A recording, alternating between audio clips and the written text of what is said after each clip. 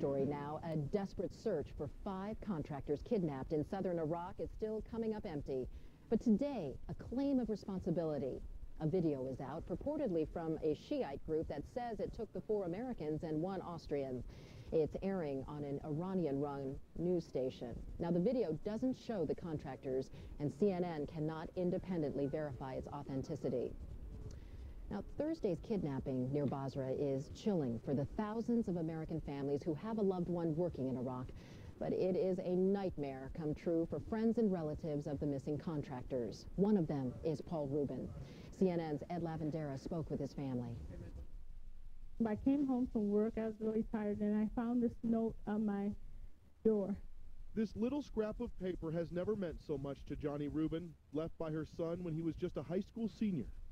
It said, "Important, please open immediately. I love you very much. Love, Paul." 1985, and he was always like that. 21 years later, Paul Reuben is an American contractor held hostage in Iraq.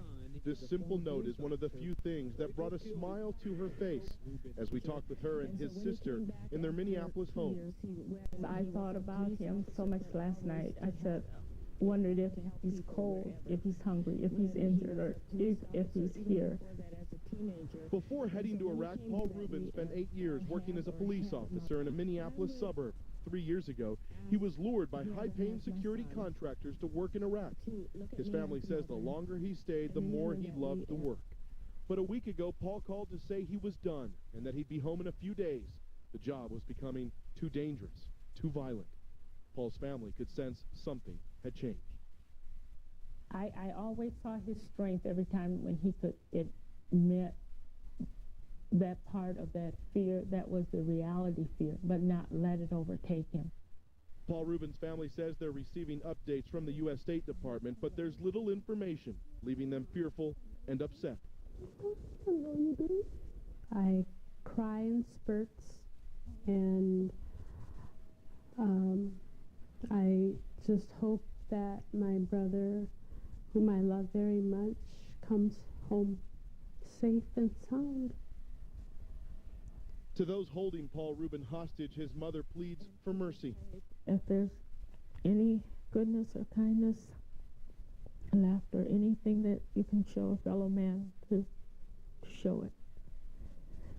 Because that kindness will come back to you, too. Johnie and Suzanne Reuben say they're holding on to shreds of hope that Paul will soon be home, alive, to celebrate his 40th birthday with a twin brother. Ed Lavandera, CNN, Minneapolis. Well, it may be very dangerous work, but the high pay is drawing a lot of American contractors to Iraq. There's an estimated 100,000 of them working in the country, and the jobs are as varied as the people. There is a need for everyone from highly trained former Special Forces soldiers to drivers and cooks and other support personnel. Some won't be returning home. The U.S. Department of Labor says at least 647 civilian contractors have been killed between March of 2003 and September of this year. Well, the U.S. military death toll is much higher.